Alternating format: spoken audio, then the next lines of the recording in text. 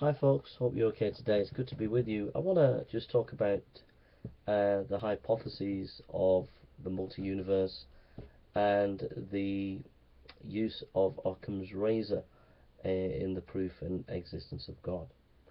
Now, we have today many physicists trying to get round the Big Bang and are pontificating various um, hypotheses about multiple universes. There is the bounce theory, and etc., and other theories that are being bandied around. The reason why they're being bandied around is because many of these people are atheist physicists and they don't like the fact that there was a beginning to the universe which would point to the existence of God. So they're doing everything they can to get round this, and yet the hard solid evidence is that our universe is is self-contained. But they don't want to accept the hard scientific evidence. Rather, to try and get round the problem of there is a possibility of a God, they are pushing the board out and trying everything they can to get some bigger understanding above the universe that we have, to saying that there are multi-universes. I would say that is just completely dishonest. It's not intellectually honest. It's it's geopolitical uh, politicization of physics, in the sense that it is really about controlling public space. It is not about, in terms of demonizing religion.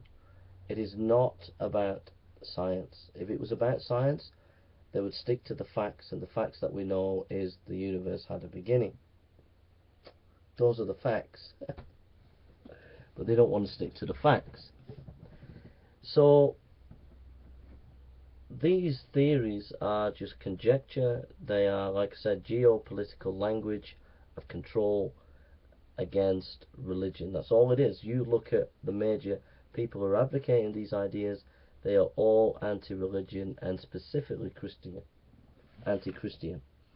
And they have shown to make public statements against Christianity, therefore weakening the stance that they are so-called objective scientists.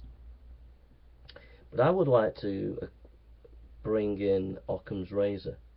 And Occam's razor is the idea that the simplest theory is the best. Now, the simplest theory is this: that all theories that are workable are the simplest theories, and that is what the universe is made of. It's made of various laws, various knowledge that we can reduce to simple um, concepts that can help us to unlock that information within nature. Now,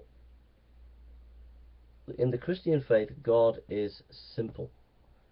There is a simplicity in God, and therefore it is a natural explanation to account for the simplicity within the structures of knowledge within the universe.